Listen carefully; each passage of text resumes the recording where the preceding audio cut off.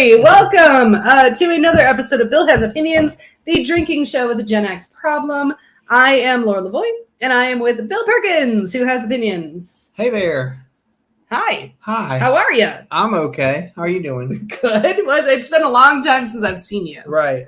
It's been a whole, almost, I don't know. Less than 24 hours. It was less than 24 hours. We went to a Halloween in July party yesterday at a dive bar in town, and we discovered towards the end of our being at that party that the whole reason for that thing was apparently the guy who worked the Sunday afternoon shift at the bar just didn't want to be there alone, I think. Right, and he wanted to dress up in a costume. So he had on his vampire costume, which was a frilly shirt and a cape, I guess. Yes, but his Lestat. But mad respect, because I like to put on costumes sometimes, so I'll go do things that have costumes. Had it been a nicer day, and by nicer we mean less hot, we might have worn costumes, but instead we all just put on our best Halloween shirts, right? Our Halloween themed shirts, and went down there. And this was funny because then later on we went to a second venue to go have dinner, and people were asking us who saw us in our Halloween outfits. Right? They're like, "Why are you wearing that?" And I would just give random ass answers to people. Because I just felt like fucking with folks. I mean, it was very clear that we were all together and everyone was wearing Halloween. There were four of us. Yeah. And everybody was wearing Halloween stuff. Me and Laura went and got Oktoberfest beers because we were like, well, we're dressed for it. Why not, right? Well, first of all, the worst part about it is this particular brewery had Oktoberfest beers. Folks, it's August. It's too early. It was too early. I mean, usually by this point, the grocery stores, that's all that, like, you can't even find a good summer lawnmower beer anymore. Right. Like, all they're going to have is Oktoberfest and pumpkin beers at this point. Exactly. Which is always crazy to me. I'm always like, it's still summertime, stop. Not ready till September. But we did, just because we were dressed up in our Halloween stuff, and we're like, all right, let's get the Oktoberfest. And both of us, we started drinking and we're like, no, it's too early. It's too early for this. It tasted really you said chewy earlier. Yeah, chewy, caramely and chewy. Yeah. That's the way I would describe it. Which, I mean, it's not how it is in the winter time or in the fall, but but it's okay then. The weather is crisper. Right now the weather is chewy and caramelly. So I need a crisp beer. Yes. But then I will wait for crisp weather to have a chewy and caramelly beer. So that's what we did. But speaking of beers, what do you got today? Well, I'm trying to remember what I just finished. I don't even remember. Oh yeah, I had that Raleigh first squeeze wheat beer with a little touch of citrus or something. I just finished that, and now I'm moving on to a Bell's lemon lime flamingo fruit fight. Yeah, they've been doing some crazy It's flavors. kind of a sour, I would say. All right. You want to smell? No, okay, I'll take a taste. To see what's up. It's kind of like it's like a tart lager is what it's like, Yeah, a little more tart than what I've been drinking lately for sure, but not undrinkable. Right. Right. Well, I'm sticking with my theme. I've got a Lower Falls, which I've had before. Yeah. And after that, I've got the Bell's Lighthearted. So just because right now it's literally like I have tried to drink other flavor beers and I just can't right now. The Purple Onion had a somebody's cocoa stout on the other day, and I was like, what in the fuck? Like, why is that on? I mean, that would be delicious in November. Yeah, I would drink the shit out of it later in the year. Right, but right now, no thank you. Nah. I mean, the only summer stout that there is coconut stout, right? I agree that coconut stout I will drink in the summer because it tastes like suntan lotion. Yeah, sure. Which is a summer flavor, right? Yeah, suntan lotion, exactly. I mean, that's what I do. I used to always drink the shit out of it when I was a kid. Well, I mean, it smells so good. No, it does smell good. You're right. It does. I mean, to be fair, like that level of coconut smells better than it tastes. Oh, sure. Like I'll drink it and it tastes fine, but the scent really just brings you back to summer. It's true. That's what's going on. It's mostly. It's always funny when the scent and the taste of something don't exactly mesh. Right, like, exactly. But anyway. Exactly. All right. But today's episode is not about beer. I mean, it's always about beer. It's always. I mean, frankly. that's the onus for the thing, but you know. It's because we like to drink and talk about shit. Yeah, exactly. What we're actually the shit we're actually talking about today is fashion. Yeah. Fashion. Because as you can tell, well, at least I'll speak for myself. As you can tell, I am the most fashionable person. Well, she got new glasses. Check them out. Did. Well, no, honestly, to be fair, that's kind of where I put all my fashion into. I have to wear glasses every day, so I'm going to get cute ones. Yeah. So well, and there's nothing, and if you have to wear glasses, and you're a lady, there's nothing cuter than some horn rims, especially with a few rhinestones around the corners. I've done the cat eye before, but not usually with the little rhinestones. So I went with that, and then it's just like a nice wood tone. Yeah. I'm a fan of them. So. No, they're the best glasses you've ever had. I'll tell you that. Well, thanks. I mean, I get new glasses about every other year, but these are the best. So just FY, you're winning. Mm. I've had a lot in my life that I've liked, and some that I were misses, but I had to deal with it because I just spent $300 on them. So I'm like, well, I'm living with these for 3 years. Yeah, that's what I'm doing. But I need to go get glasses, and I'm just like, it's just about finding the time to go to get the appointment, you know.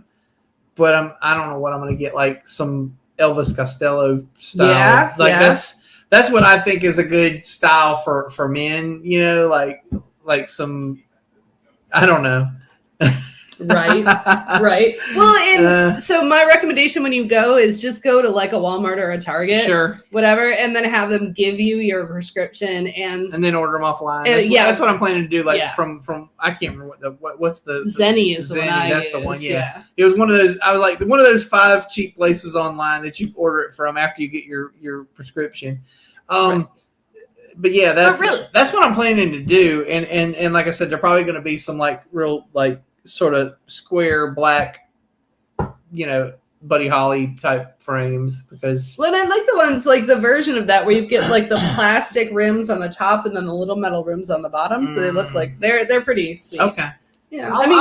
We'll see what we do. I just haven't made it down to the place to get the appointment yet, but I got to do it. I've got an FSA, so I don't have a vision plan, but I have an FSA which will pay for it, right? Right. So do it before the end of the year. Yeah, I'll do it. I'm going to do it before the end of the summer. I just haven't done it yet. You know, I don't know. Like, but like every morning now, I log into my computer and I start looking at emails, and I'm like, I'll actually have to click on an email and then like hit Control Plus. And I'm like.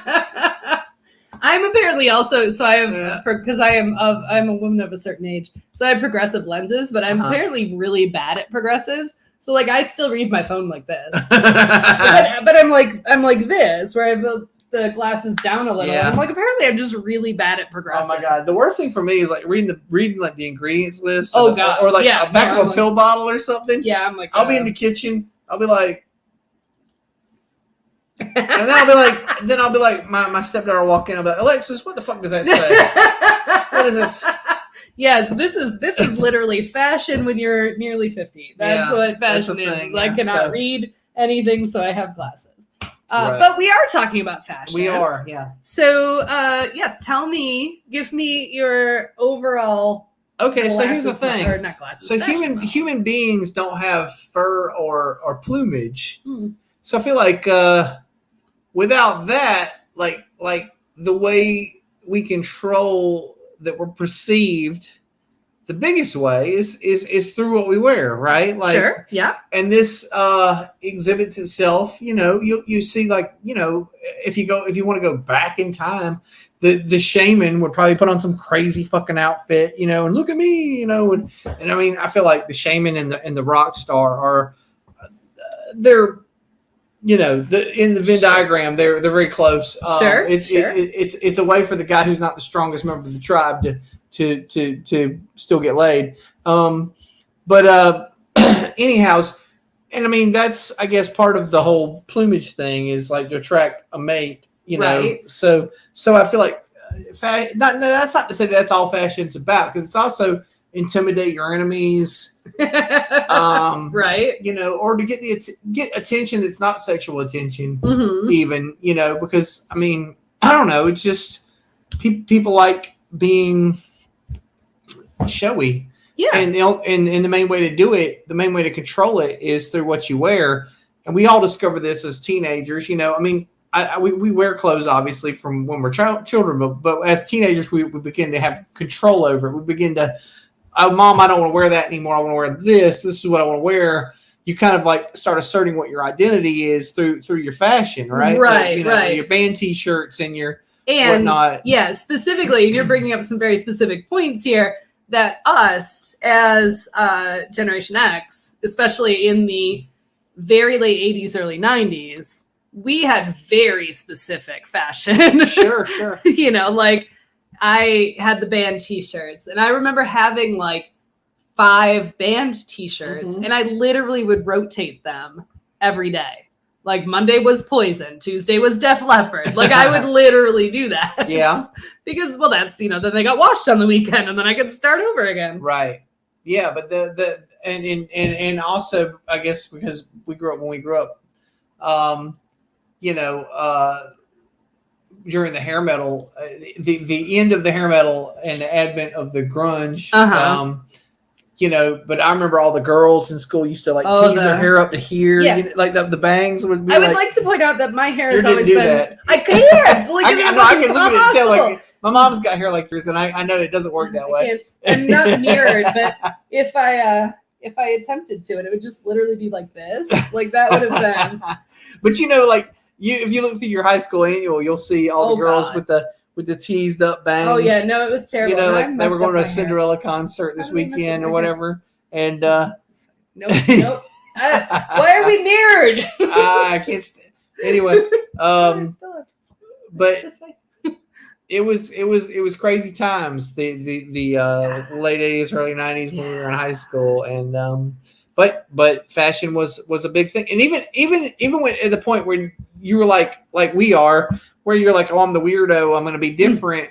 You were different, the same. Like you were. It was like a conscious decision to be like, I'm going to take my fashion and zig where I should have zagged. I mean, but it's still like you're still putting the same amount of effort into looking like hell or whatever, exactly. You know, in the morning. Exactly. Like, I'm going to be scary, and people are going to like not want to hang out with me but I'm giving a vibe out. You know what I mean? Like so fashion is your way that you expressed yourself. Sure. It was like to tell people, here's what I'm about. Like fuck off or what, you know, or hey, here's what I'm about. Come check this out. You know, exactly. Either way. It's what we do as human beings because we have no plumage, as I said. Well, right. So, like, to bring this to pop culture, everybody's watching Stranger Things right now. So one of the main characters is Eddie Munson. Right. And he's, you know, he should have graduated 3 years ago, and he's kind of a burnout, which is what we called those kids in my high school. Right. And I totally went and hung out with the burnouts. So, you know, I would wear T-shirts and denim jackets and torn up jeans, and if I wanted to be fancy, I'd wear like a flowered dress with my Doc Marten boots. Like that was fancy, right? If I was feeling like I needed to look a little fancy. You remember this is another 90s thing, and this show's not about 90s fashion, but I'm going to talk about it for a sec. Sure. But girls in the early 90s would wear like a dress with jeans underneath the dress. Yeah, I did that a couple of times. Yeah. Absolutely did that a couple of times. That was interesting times. Yeah, when that happened. I would get printed tights, like plaid tights, and wear them with shorts with my Doc Marten boots. Right. So like, well, everything looks good with Doc Marten boots. I will say that, and there'll be a segment of the show where I want to talk about footwear specifically. All right. And we'll come back around to that. I don't want to get into it just yet, but Doc Martens are a pretty good choice. They like skirt the line between rebellious and fancy at this point in our juncture. Like maybe not back in the 80s, but now, you know, they're kind of like in betweenst, you know? Right. Like, I think they kind of dress an outfit up a little bit depending on which Doc Martens you buy. Right. I saved up. I know we'll wait but I saved up all my money when I was a teenager and bought the ox blood, like, because it was that like red leather. Yes. Oh God, I was so in love with those shoes. Yeah. And they were the slightly short ones. They weren't like booties, but they weren't like the really tall ones. They were like slightly short. 8 eyelet, because that's what Doc Martens used to. Yes, used to know about how many eyelets. 8 or 12 or 14. If you want, the person who was crazy was the person who would get the ones that were like 18, that like went all the way up their fucking knees. Right. It would take you an hour to lace them up. Exactly. So but the I want to say the 8 were like the standard, like just normal. Like, we're not getting crazy. Mine might have been 6. They might have been a little bit shorter. Okay. They were a little bit shorter. Now, I'm a fan of the Doc Martens as an Oxford shoe. Right, just as a shoe. Yeah. And I always get the ones. I'm a big fan of wingtips. Again, I'm getting ahead of myself because we'll talk about shoes we will. in a minute. But yeah, Matt has a pair of Doc Marten just regular shoes in the Oxblood, and he bought it for a costume a bunch of years ago, but they're still in amazing shape. Yeah, they hold up mostly, although I will say the last pair I bought of the wingtips fell apart like pretty quickly. When they moved their operation to China, like it's not the same thing as the UK made Docs that you used to get back in the day. I mean, I think that's the case in a lot of instances. That's one of the big like hand wringings I've ever had is, anyway. But all right, well let's take our station break. That. So we really only have one sponsor. We sponsor them. That's actually what. Yeah. We only have one person who's ever gave us a dime, right? Like, well, true, but we only have one person that we usually plug who does T-shirts of any sort. That's true. This fashion is the closest thing to any fashion sort that we have. So obviously on this particular slide, you don't see the fashion, but Geek Orthodox, he does T-shirts. When I click back, you'll see the one that I'm currently wearing is his brand new design. Yeah. Which is an Our Flag Means Death design, which is awesome, and I love it. But check out Geek Orthodox, and specifically this coming weekend, they're leaving tomorrow, but this coming weekend they're going to be at Gen Con in Indianapolis. So if you find yourself going to Gen Con to play games and whatnot, but you also want to buy some T-shirts, Geek Orthodox is the first booth you should hit up. Absolutely. I mean, they are one of my favorites. I own. So this is their Our Flag Means Death shirt. You can kind of see it's like a card. A card, yeah. So you've got Blackbeard on top and Steve Bonnet on the bottom. Gotcha. And they love each other, and they're holding hands. I love that. It's adorable. So and I love this shirt. It's my. So every year before Dragon I'm glad Con, you explained it because I haven't watched that show. Oh, yeah. So when I first saw it, I thought this was Jason Momoa at the top. It's like, not. It's Taika Waititi. Okay, very well. It's sexy. It's sexy Taika Waititi. Okay. But yeah, no, but every year for Dragon Con, I tend to buy like a couple new shirts. Sure. So this is my new one. Although you kind of jump the gun because you can just buy them while you're there too. I know. Actually, this year I'm going to. But he was doing a printing, and he's like, "Y'all want one?" And I'm like, "Hell yeah!" Okay. You want one? Of course, I want one. Yeah. But anyway, so let's dig in, right? Let's where should we start? Men's fashion, women's fashion? Pick a thing. We'll start talking. All right, let's talk men's fashion. All right. Which you have probably a little more experience with than I do. I guess. Yeah. I mean, both are important to me personally, but yeah, as a man, I like to be fashionable. I was telling Laura before the show because she was asking me about what I'm wearing, and I decided to wear this vest. This vest was in the back of my closet, and apparently I had never worn it. I had bought it on sale or something. It still had the tag on it. I think I must have caught it on clearance or something, and I said, that's sweet. I put it in the closet, and I'll wear it eventually. But I have this habit of, like, I'm very into buying, like, very dapper clothes, like vests and suits and wingtip shoes. Right. Goddamn, like, those are the three things I'm a fucking sucker for. Vests, suits, wingtip shoes, okay? And what do you wear every day? Like a fucking t-shirt and shorts because I don't go anywhere. Like I work from home. Right. So that's what I'm saying. Like I have no use for this shit, but I'm very into the idea that like I guess it's about what I aspire to. Like I would love to have things like to wear my dapper outfits to, that being said, so here's what I want to say. Like if I was giving advice to someone, say let's say like I'm talking to my kids, okay? They're just going out in the world right now. And I'm saying, like, you're going to put together a wardrobe. And this is going to be important to you because as people said, the clothes make the man. They don't really, but they do. Sure. I mean, they both, this saying is both true and, but it is true because you give off an impression. Again, like that's the whole point of, the plumage or whatever. Like, you send a message. So, if I was giving advice to a young man today going out into the world, like what you have, let's say, $300 to spend on your wardrobe. What should you buy? I would just say for sure you should buy. Here's my first and foremost thing you should buy. You should buy a leather belt. Yeah. A belt made out of actual cow leather, okay? And if you're a vegan, sort something out. I don't know. Maybe there's probably viable alternatives, but I'm telling you this.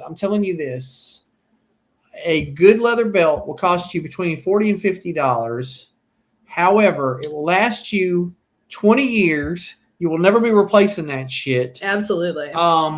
Which is important. And I have a point on that later. Well, I'll talk about it in a minute. Yeah. But anyway, get yourself a good leather belt first and foremost. Secondly, I would say, like, I'm a big fan of wingtips. It doesn't have to be wingtips. It could be any kind of Oxford shoes. But get yourself a nice pair of Oxford, or instead of Oxfords, it could also be a good pair of Chelsea boots. You can pick these things up for around $50 or $60. They're comfortable. They're stylish. They go with a lot of things. Mm-hmm. Something like that, though, that goes with a lot of things. In my opinion, your first pair of shoes should be black. If you have money to throw around, you get the same shoes that you liked in black, also in brown. Mm-hmm. I'm that guy. I do that. And then if you got money to throw around again, you get the same pair again in blue. Blue shoes are your Friday shoes. Those are everybody's going to go, hey, nice blue shoes. That's the thing I noticed. Like, I got into blue shoes about 8 years ago, and I noticed that on the days when I wear blue shoes, I get more compliments on my shoes because they stand out. You know what I'm saying? Like, people see your blue shoes, and they're like, hey, those blue shoes are pretty nice. And you're like, yeah, they are. You know, anyway. But start with the black. Like, you got to have a pair of black shoes.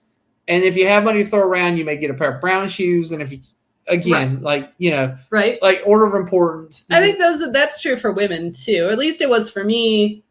We're not getting into women's fashion yet, but it was, especially when I started working, because I'm not fashion forward. Sure. So I just wanted utility shoes that work for everything. Right. So I got a pair of black shoes and a pair of brown shoes. Yeah. Okay. And then otherwise, here's the thing I want to say. The shirt I'm wearing, I do wear this shirt on purpose. This shirt it's a new thing that they just came out with in the last few years. That they didn't have this when I was growing up. But these shirts, they're like a stretch shirt. They've got like some spandex in the weave or something. Right. And here's what I'll say about shirts.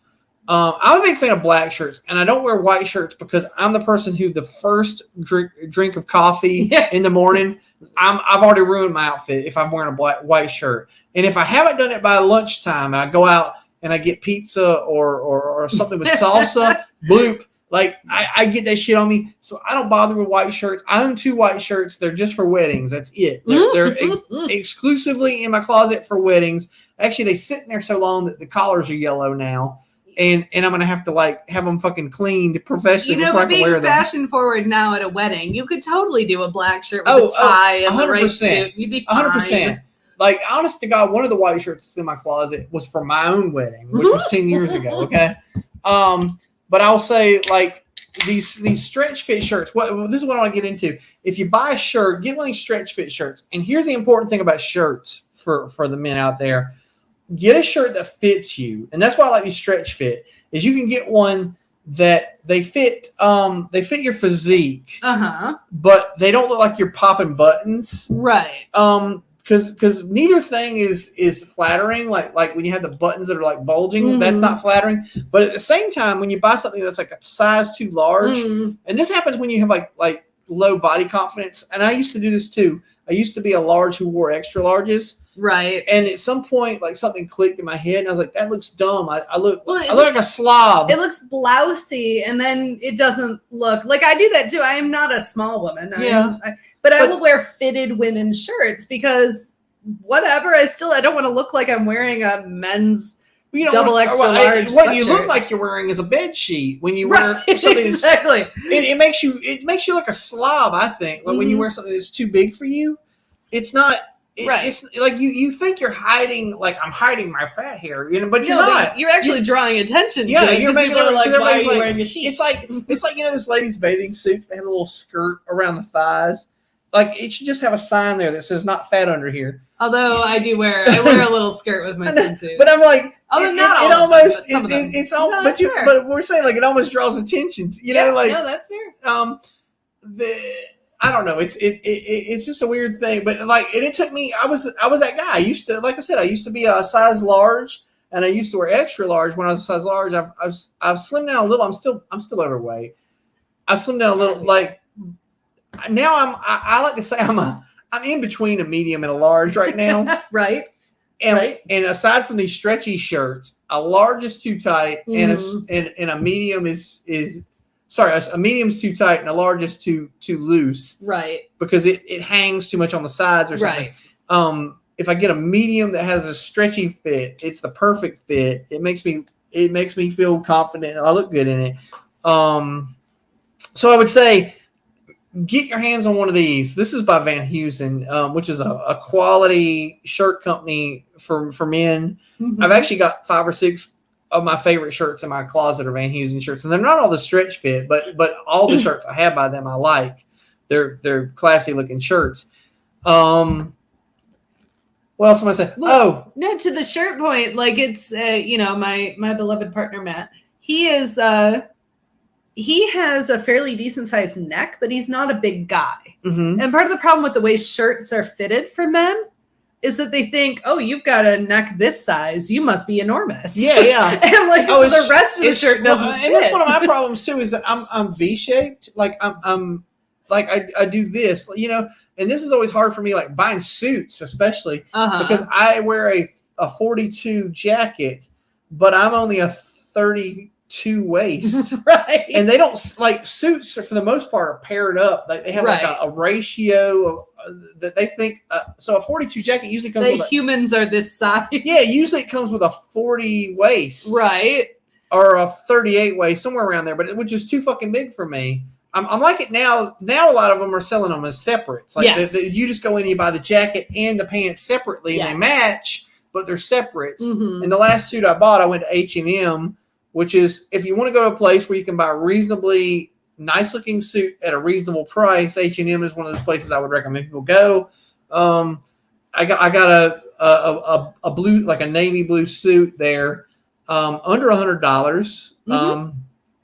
I love it. I got to wear it once because we were going to that traveling Vincent Van Gogh thingy that was going on, and it was in Charlotte. I don't know, it's like some trip. Like I'll say this about the Vincent Van Gogh thing: if you're going to go see it, if you have access to some sort of illicit drug, take that first.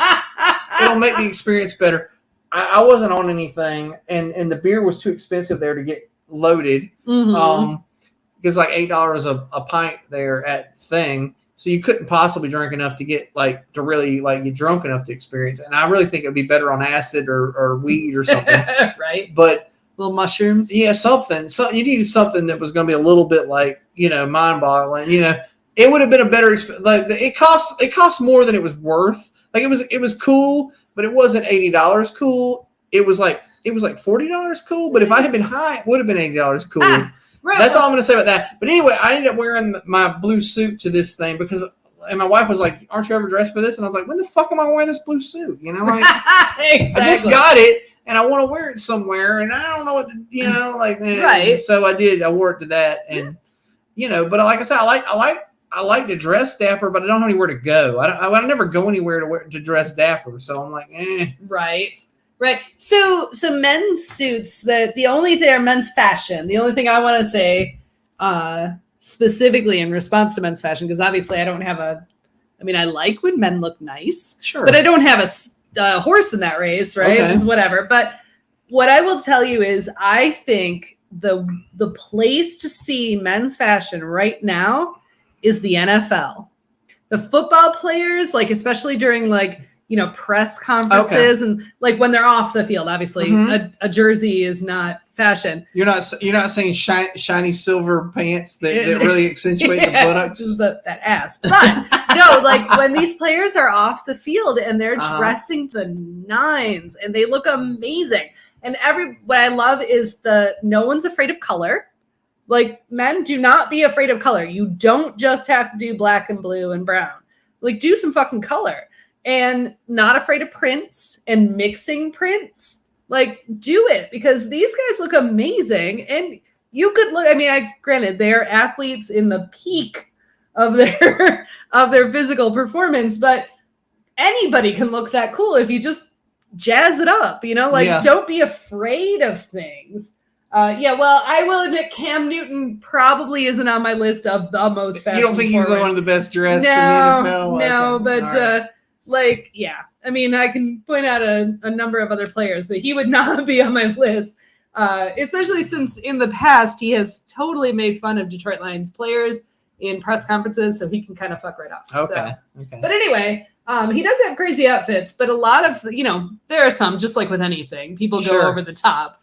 But yeah, I mean, even when you watch NFL games, like the commentators, they're dressed amazing. Even like freaking Terry Bradshaw, like he's just an old white dude, but he's dressed amazingly. Man, he needs to do something with his hair. Well, he could stand some. I don't know what's because he's like bald in the front, and long in the back. Yeah, but it's long in the back. That's not a good. I don't know. But at least is that. Sometimes he wears the little page boy hat. Oh, okay. That's what you do, man. There like you go. If you're, do that. But then he probably looks like Gallagher.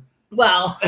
But like even these commentators, they look great, and like they're not afraid of color, not afraid of pattern, and just do it, just go for it. Yeah, for sure.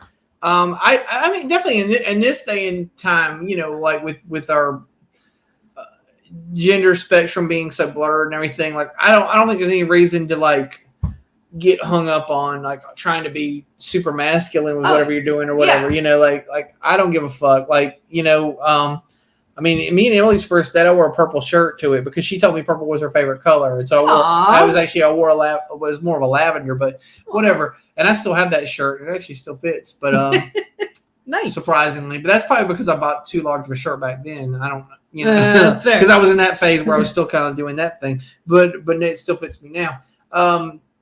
But I never gave a fuck like if people thought. That looks gay or whatever the fuck. Like, I don't care. Whatever. Also, I would like to point out gay men fashion. Like, check that shit out. Yeah, no, they know what they're doing. Fucking Billy Porter, that man can dress. Yeah. And he looks amazing. And maybe you don't want to wear a ball gown, but take some cues. Like, wear red and pink. Like, that looks awesome. Yeah. Like, why wouldn't you do that? What? This is interesting, but, in Japan, a hot pink is considered a masculine color. This is a thing because I used to own a Subaru, and the Subaru, the tricked out parts that you would buy for the Subaru would come in hot pink. That was like their accent color. And everybody was like, "Why are they putting this, gay stuff on the Subaru?" Well, because in Japan, because it doesn't mean that. In Japan, what they didn't even call it pink; it was called cherry blossom red. Was considered a very masculine color. And it meant, it's like we would put like fucking like bright orange on a car here, right? I think that's tough or whatever. Right, but, exactly, because it's hunter orange. Yeah. So to move on, and I don't really have a lot to say about this in spite of being female. Oh well, I'll have some things to say. All right, women's fashion. So let's start out with women's fashion. Okay. The only things I really want to say, first of all, women's fashion is stupid. Women's sizes, like here's the shit that is about dumb. men's clothes. Stuff never changes. It's like because our waist size is our fucking pant size, right? And that's the size of the pants. It's waist and inseam, which makes fucking sense. Why can't we do that for women? When I try to buy my wife shit, like I'm like, I don't know, like she depending on the thing, it's 3 different fucking sizes. Literally anywhere. I am not a small woman, but literally anywhere from a 10 to a 20. Like there's that entire, and I don't know until I get it. I'm like, if you order offline, and this is the biggest issue I have with the death of the brick and mortar is that women's fashion is so fucking stupid that you can order something off the internet, and as a woman, you might be a large, you might be a 3XL, depending on where the fuck the thing was made and how they sized it. Yeah. And you kind of just you've gotten to the point where you basically have to read the reviews and find someone. I usually try to type in my wife's measurements, right, and find some woman who has the same measurements who says, "I bought this in this size, and it worked, or it didn't work," and I go, "Okay."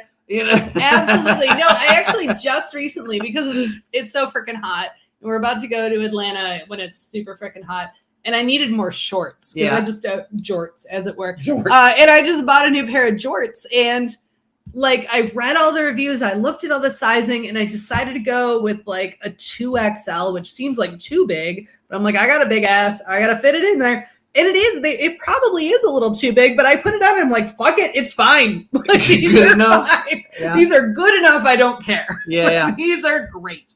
Because I just didn't want to deal with. But yeah, I will 100% admit that like women's sizing is fucking.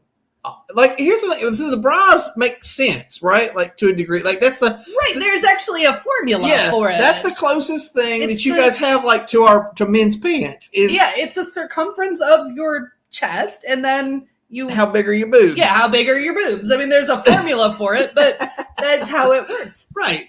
So that's the closest thing to make it like you. I could buy my wife a bra tomorrow. I know how that works. Like, I know what size her bra is, but like, if I was going to buy her a pair of pants, like, I don't know. I literally have bought. Well, and then you have like these jorts that I just bought. They came in XL or double XL or small. Like, what fucking size is that? Yeah. And then you look at the size chart, and it's like this measurement to this measurement. I'm like, that's not fucking real. Yeah. There's no way that these people can fit in this. Oh yeah. Sometimes you'll read them, and it'll if you read like the size chart, the breast measurement and the waist measurement are like so completely like. Are you a fucking Barbie doll? Who is this person? What size are you? What the fuck is that? How can you be that size? Like, that's not a person. Come on. But yeah. So that's one of the craziest things about women's fashion is the sizing is goofy, and it's changed. I want to say it's changed 5 or 6 times. Like, if you go to a vintage store and you're trying to buy like yourself like a 1950s dress, you can't just go by what size you think you are, because the sizes have changed.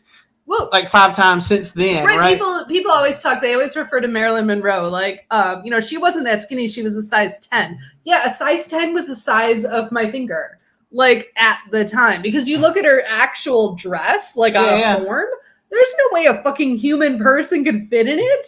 Maybe she wasn't. She was like a 1950s size 10. Yeah, she might not have been a Twiggy-sized person, but she certainly wasn't. Rubenesque, like right. And a size 10 does not fit a size 10, and there's no like you could buy the same pants in a 10, and you put them all together, and the ranges are ridiculous. Yeah, sure. You could buy 7 pants. Well, size and 10, I will say different. There's a little bit of variance, like in men's. It's just. So depending on the fabric and depending on the manufacturer, sometimes there's shit's a little, but it's like I'm going to say fraction of an inch off. Yeah. You know what I'm saying? Like if I back in the day when I was a little more large, I used to wear a 34 waist. Certain brands of dress pants, I would have to go like to a 36. This is a stupid thing about men's pants is that they have men's pants every inch until you get to 32, and then it starts doing even. Right, because at some point apparently you're just too fat. Yeah. Like you just if you're below a 32, you can get a 31. You can get a 29. Yeah. You can get a 27. Whatever. But right. once you hit 32. Like from then on, it's going to jump up 2 inches, 2 inches, 2 inches, 2 inches. Apparently, you can't possibly be a 45. That's not a thing. Yeah, no, you're not going to be a 45 waist. But anyway, that's cool. But you can because that's a body. But I'm not going to complain about it too much because it's not the affronts that women have to deal with in their sizing and their nonsense. So I don't own a ton of dresses. I'm not a dress girl. I like literally jeans and t-shirts. Sure. That's my shit.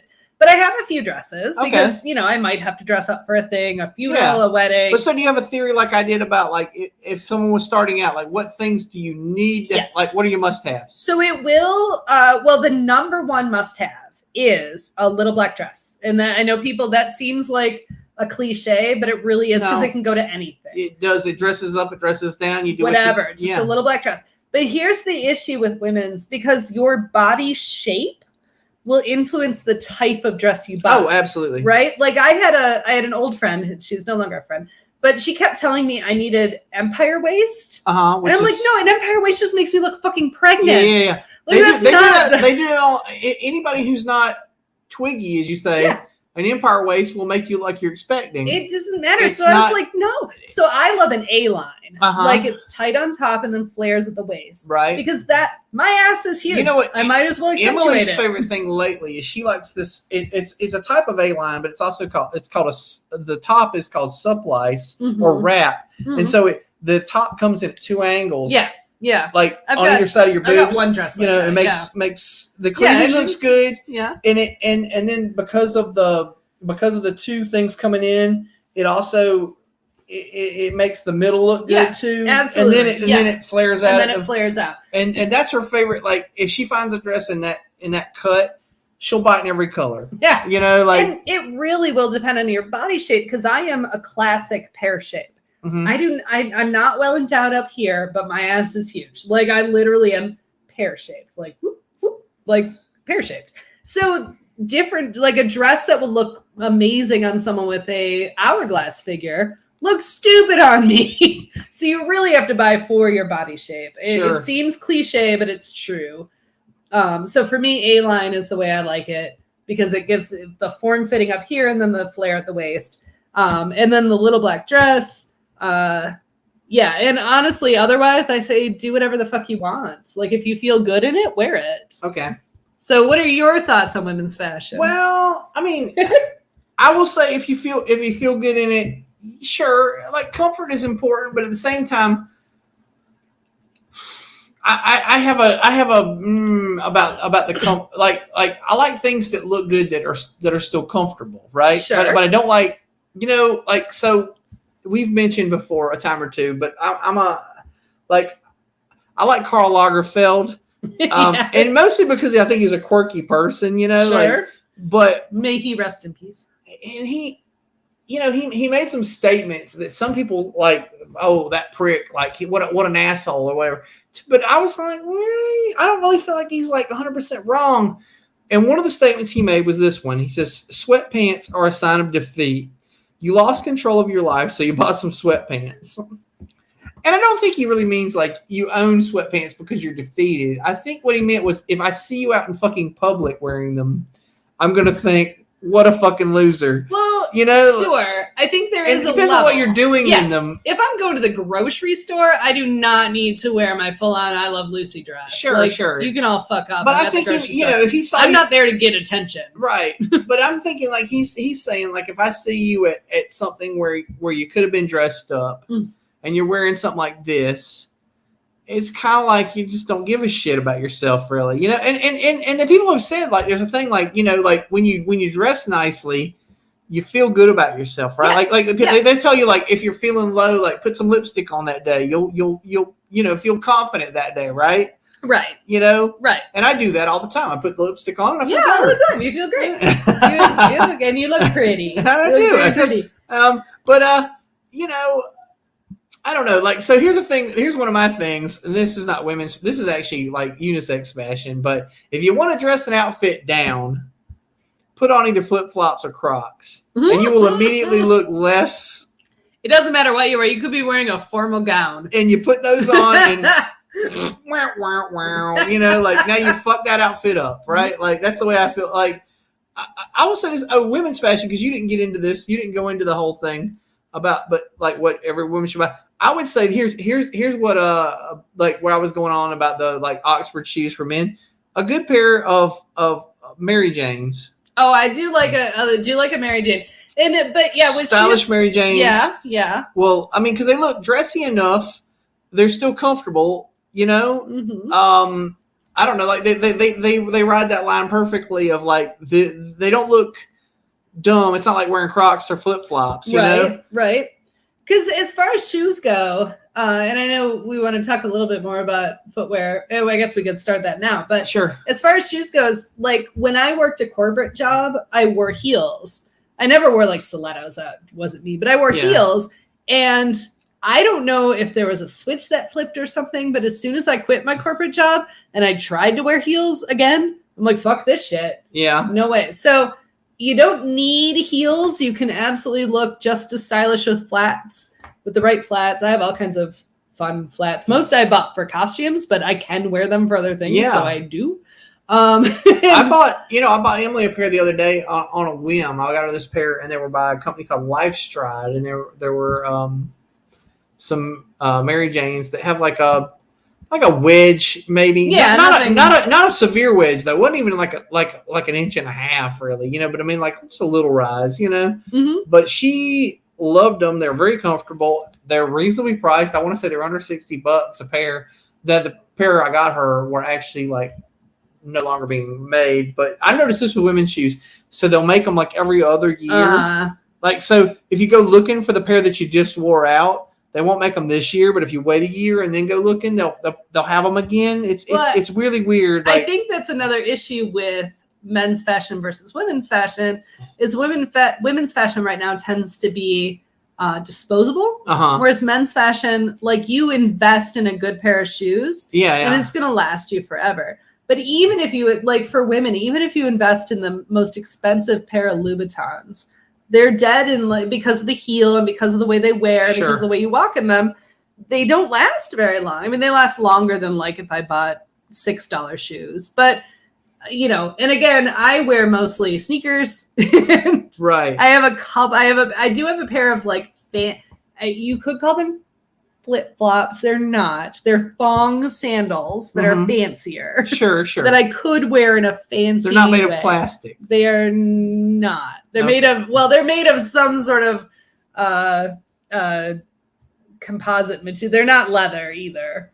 Okay, but they don't look like a piece of foam with a piece of rubber on top. They do not look like a piece of foam with a piece of rubber on top. No. Okay. And actually, I bought those years ago, and they're a brand called Fit Flop, and they actually they hold up great. They're amazing. I walked all around Mexico in them for a pair of flip flops. Like, they're really comfortable. But anyway, so I wanted to mention this because we were talking about the whole thing about the investing.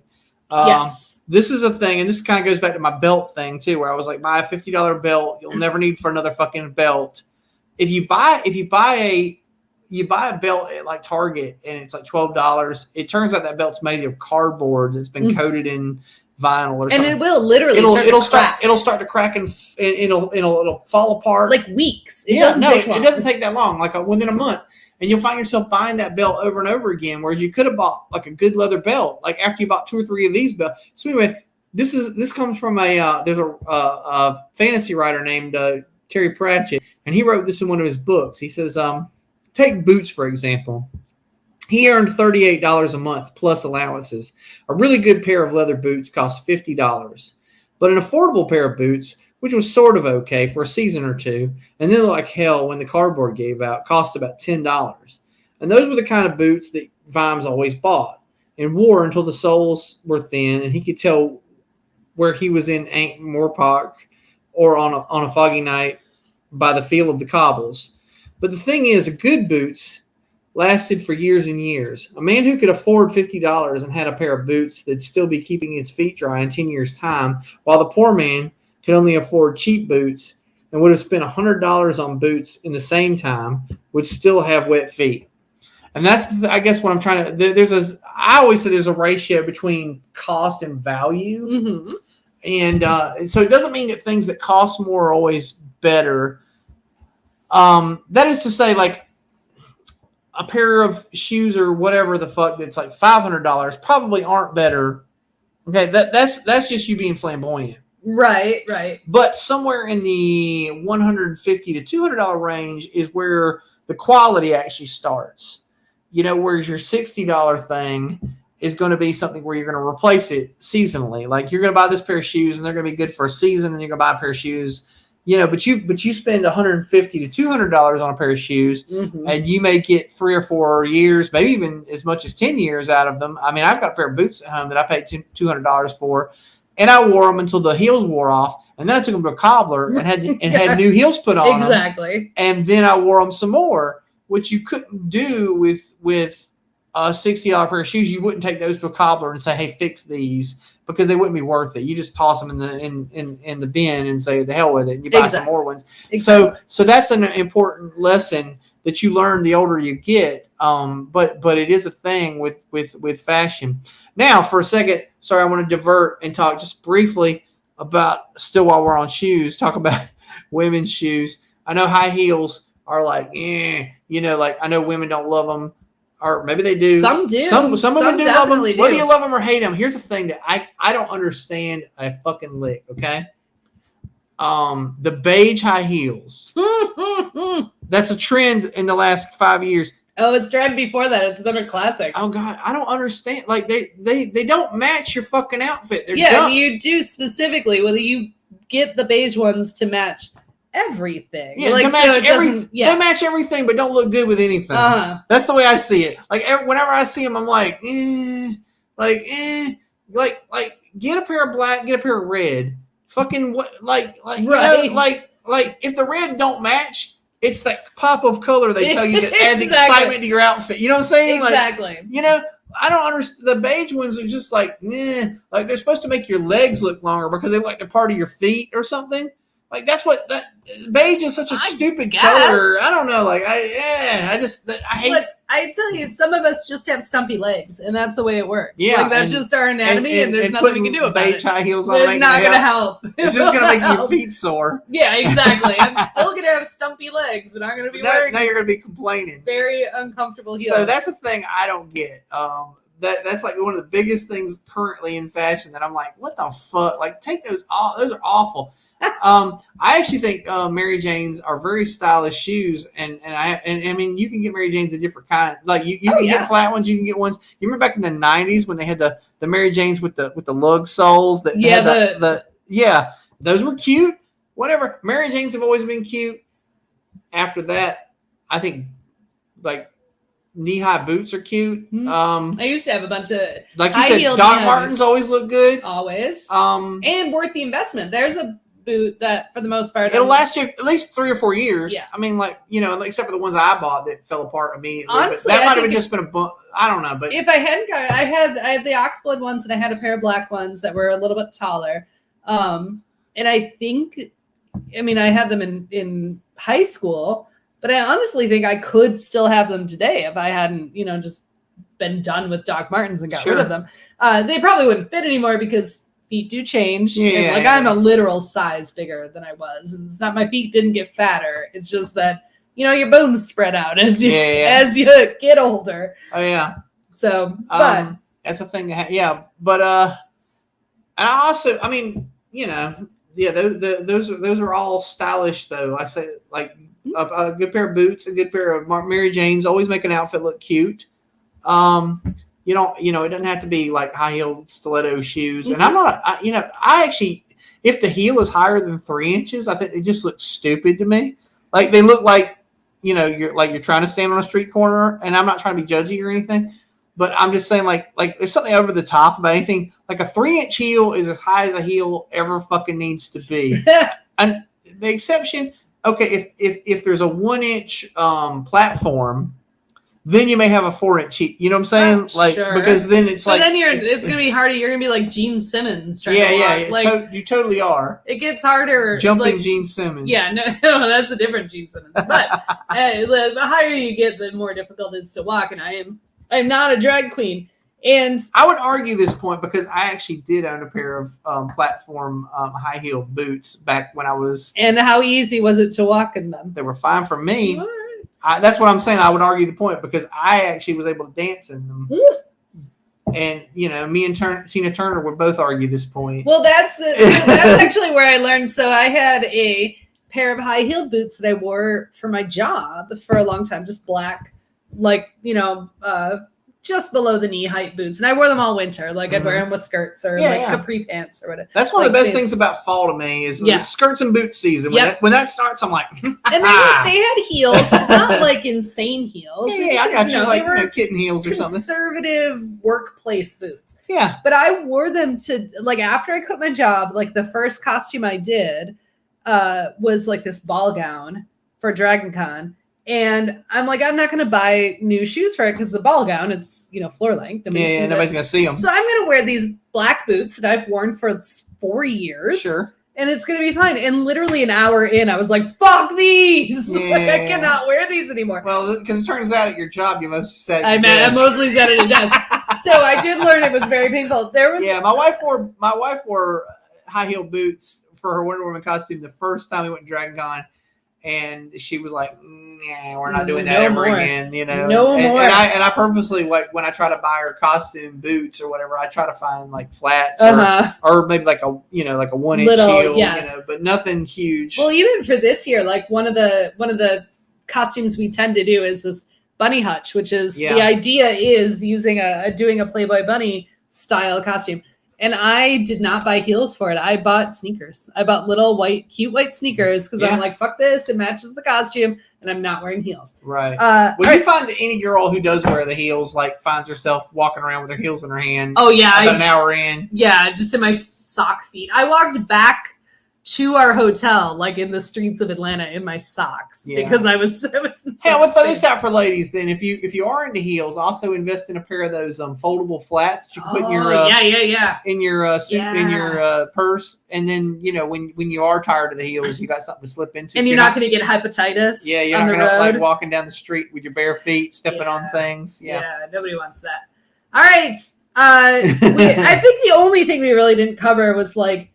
I had put drag fashion and wearable fashion as art, as art, because like Fashion Week or whatever, the shit that people wear at Fashion Week, that's not. Oh, it's fashion. Cuckoo pants. Yeah, that's just art. Like I got barbed wire and Christmas lights, and I'm like, exactly. But that's not. But I do take a lot of my fashion because I love like RuPaul's Drag Race and watching drag, and I get a lot of my fashion from drag. But to be fair. A lot of that, even for the most like sincere female impersonators, a lot of that's really costuming, just like cosplay. It's different, but it's costuming, which is a whole other show. It is. We can have a show about drag one day if you want to talk about it. If you really want to get into it, I love me some drag. Yeah, there's some things we could talk about there. I do love me some drag, but it's almost like a whole. That's a whole. Oh, it's its own thing. We can put that on the list for probably next year because we actually. We have the rest of the year planned. Yeah. So we're good for this year, but next year we can talk about drag sometime. We can. All right. So we do have a things that are extra, and we actually have visual aids for this things that are extra. I have a lot of like 7 visual aids for this. I forgot about it until I looked down. I was like, what am I? Oh yeah, that's what I'm talking about. So Bill, tell me why. Why are we talking about this particular things that are extra? I don't know. Like it keeps popping up. Like I'll be scrolling through Facebook, and you get the targeted ads, like check these things out. But it's not just the targeted ads. It's also like groups I'm in. Yeah. And people will post this like, hey, here's a funny thing I found. I'm in this one group. It's like funny things I found at the thrift store or something, some shit like that. Yeah. I think everybody's in that group. Okay. Yeah.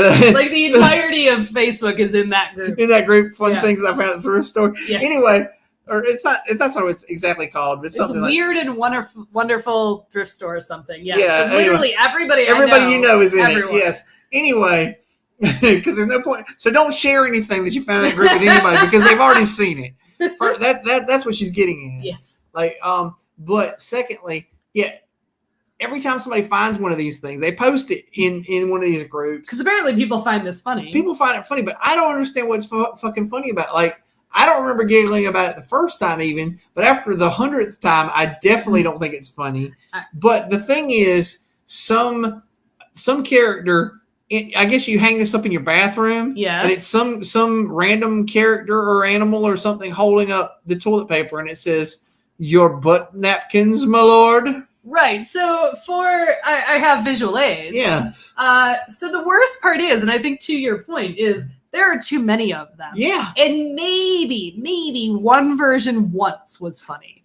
But now there's so I visualize this. It's just a trope and it's so stupid. This is one of the most common, because the my lord, you get the little dragon thing, whatever. So, all right. So then the next one, this one I'm about to click on, this was the one that got sent to me. Oh yeah, because she gets sent everything that's got a Sphinx cat. Yeah, because I had a Sphinx cat and I collect Sphinx cat. If there ever is one with Batman holding the toilet paper, everyone will send it to you. It's right, like everyone. So, but as I was searching for some of these options for show and tell, I came up with this one, for example. Here's my issue. Wouldn't that be wet? That toilet paper is soggy. It seems completely impractical. Okay. Yeah. So then we've got, so death has given me my butt napkins. I mean, why wouldn't he just take me now? Like, what indignity to die right on the toilet, you know? But then to wait, all right? And then this one sent a bunch of, I was like, what the fuck? This is, okay, Christmas owl. Well, it's Christmas Hedwig. Well, yeah. Who's bringing you your toilet paper? But here's one. Okay. This is the one I really, like, literally put, you'll see. Okay. This was a what the fuck. Because I have a lot of issues with this one. Fucking okay, it's Yoda. First off, butt napkins, my lord, or like he wouldn't have called you my lord at all. Like he wouldn't have addressed you that way because you haven't earned the title of Jedi Master. Right. So this is literally just this is clip art added into with toilet paper, added into a pre-existing template. Yeah, there's no world in which this is something Yoda would say. I don't even know that I could put this into Yoda speak. It it almost fucked with my head trying to like figure out how would Yoda actually say this. Butt napkins I have? Like, I don't even know what it would be. He wouldn't address you this way because Yoda was like the top of the fucking food chain in like, there was nobody superior to Yoda in the Jedi Council. Right. So he would not refer to you in any sort of, title. Yeah. So the last one I have to share with you, because this is the other thing that kept coming up, is you can buy this on a shirt. What? Why would you need fashion of this? No. You're gonna see me in the streets. You're supposed to hang this sign over the toilet paper. Like, what am I gonna do? Go around handing out toilet paper to people? Your butt napkins, my lord. It makes the least sense in the world. It is anyway. It's one of those dumb things. It's like the current live, laugh, love, but it's even stupider. It's even stupider, exactly. I don't know. I don't understand it. It may have been funny once, but it's not anymore. So stop. It wasn't funny once for me. The first time I read it, I didn't laugh, and then the third time I read it, I sure didn't laugh.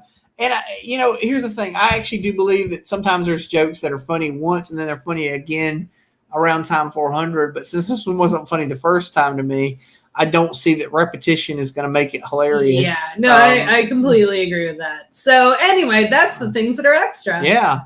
So we do have to go eat. Bill has a pizza. Yeah. So Bill, why don't you take us away? Oh, yeah, take us away. All right. Bill has opinions as engineer produced by Laura Lavoie. The opinions of Bill are his and his alone, unless Laura agree with them, and in which case they shared that opinion, and vice versa. Be sure, if you're on Facebook, be sure to follow us. If you're on YouTube, be sure to like and subscribe. Leave us a comment. Give us a thumbs up. All that good jazz. If you comment about us, be sure to hashtag Opinion Gang. I forgot to say that last week. Oh, that's true. Because it's been a minute. You can find us now on Instagram. So. Oh, you can find us on Instagram. It's mostly just memes, but it's almost entirely memes. Entirely just memes. If you like memes, though, there you go. And what else? Be sure to tune in again next week for we have an episode on home improvement. There you go. Yeah, we will do that. And then yeah, I guess that's most of it. Oh yeah, and don't blame our sponsors who didn't pay us a dime for anything we said. They did not. I guess you could sort of blame one of our sponsors because they paid us 20 cents. But not that they didn't do anything today. That's so true. It's fine. They don't blame Ian and Tammy for my opinion on beige high heels. So when you go to Gen Con and you go see them, you're like, I heard John Bill has opinions. I don't like their opinions. Don't do that. I like beige high heels. They're my favorite. They match everything. All right, folks. We will see you again in a week. And that is all. Yeah. All right. Have a good one.